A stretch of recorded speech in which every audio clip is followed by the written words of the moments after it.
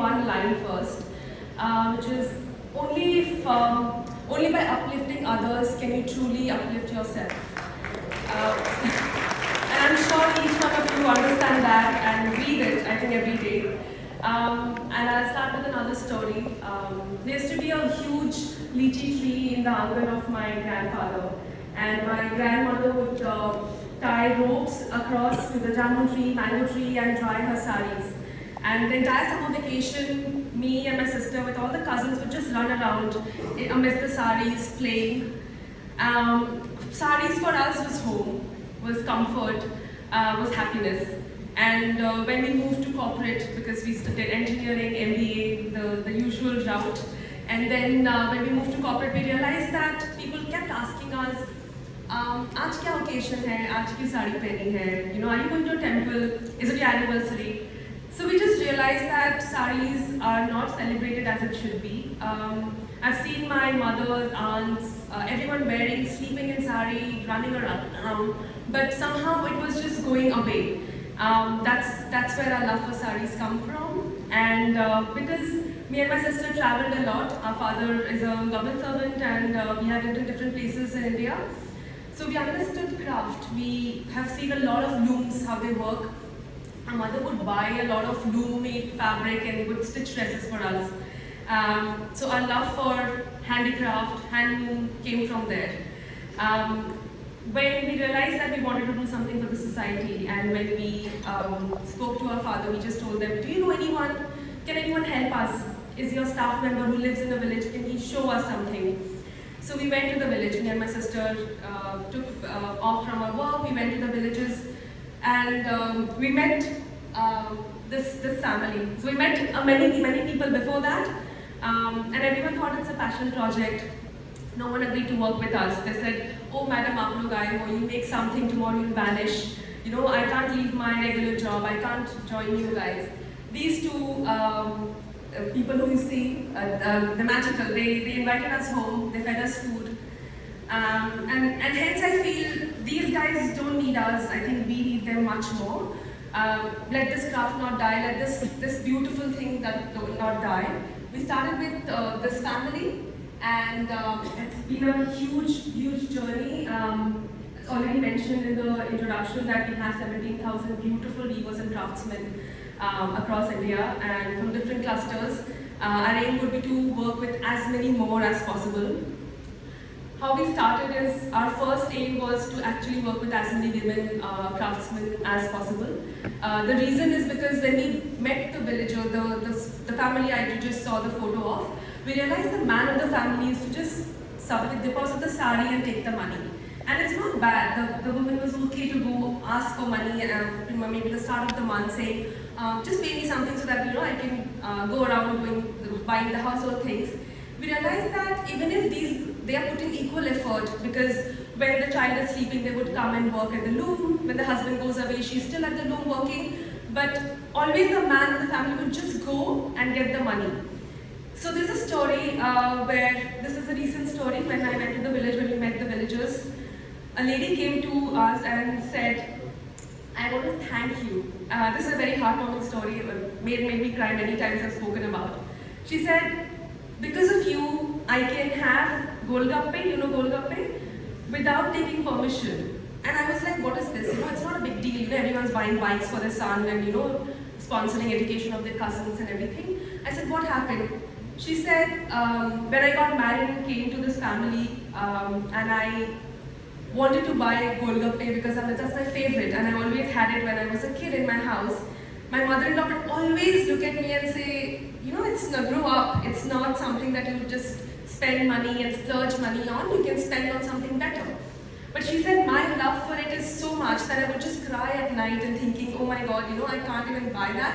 And she came to thank us because she can just go buy what she loves without asking someone. So it's a small thing. I know it's a small thing, but imagine the empowerment she feels. So there are many stories, but I think this is one which will stay with me forever. Moving ahead, we focus on mostly training women, telling them open your bank accounts, because you don't have to always go ask. You can have your account, take the money. So we have divided the work in such a way that we know who's working, so it's activity based. They get the money for the amount of work that they did. There's some photos. I'll talk to you about the journey we've had. So me and my sister, we invested 6 lakhs rupees to start with. We are a bootstrap company, and now we are a 50 CR company.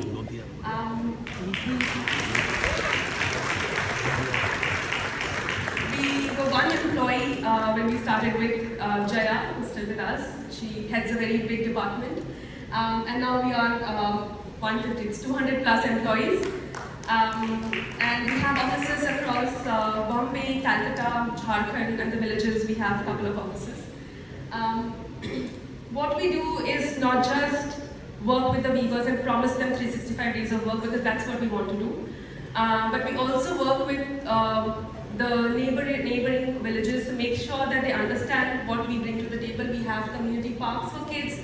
There are yoga sessions for kids, because we truly believe in healthy lifestyle. I know they are leading a very, very healthy lifestyle, but yoga is something that we introduce and we really ask kids to join in. And generally talking about life, where you take charge of your life and start earning and realize the importance of money. We have stores now in Kolkata, Bangalore, Thane, and Kalina, and you see that first photo that's where the garage, which was the first office of Suta, where there used to be literally goats tied outside our office, and that's where we started from. That was 2016. Suta believes in a happy family. We really believe that when you are truly happy, can you really help others, and we believe a lot in inclusivity. You can be who you are at our workplace, and that also translates into the kind of customers we have. I know there are many Suta customers here. We call them Suta Queens. Hello, Suta Queens here. And that's what we celebrate: inclusivity and celebrating each other, celebrating ourselves every day. We also celebrate the kind of messages we want to put out is via our collections that we have.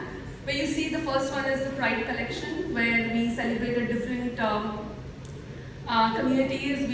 There are saris which are from flag colors of lesbians, asexuals. We have flag colors in our saris, the colors are represented. We have community people working with Suta, and our office is also colored Pride, our Kalina office. Then there was Made in India, where we celebrated India, where there were trucks and cars, photos. Then the third one you see here is to Amrit with Love. Here we worked with a kid who is from autism spectrum. She paints, her name is Amrit Khurana, she's a painter. She drew these, everything is her drawing. And we made them, these are hand painted by weavers in the village. So via Suta, we also not just sell saris or sell our products, we try to make sure there's a message. Because we know there's a huge following of Suta, especially amongst youngsters. There are young kids wearing our saris, and I feel they should realize what a sari has traveled so many journeys. So Amrit has drawn this. So Amrit is also involved in the sari. There are villages, many villages. Somebody's woven the sari, someone's painted the sari. The tassel has been put by some other village. So that's how beautiful saris. And the story should be told. And Suta is a brand that tells a lot of stories. There's a collection that's a Banarasi campaign where we worked with women who are near 60 plus. There's Katha, kids saris, applique work, where remotest of village where people, some women don't even come out of the houses. There's a person in our office who just literally goes to the house inside, they give the work and goes and collects the work.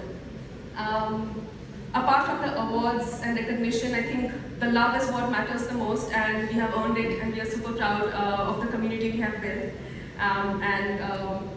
I would just end again by saying, only by uplifting others can you truly uplift yourself. So thank you so much.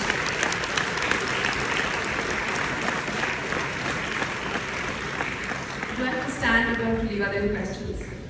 Thank you. Yeah, any questions?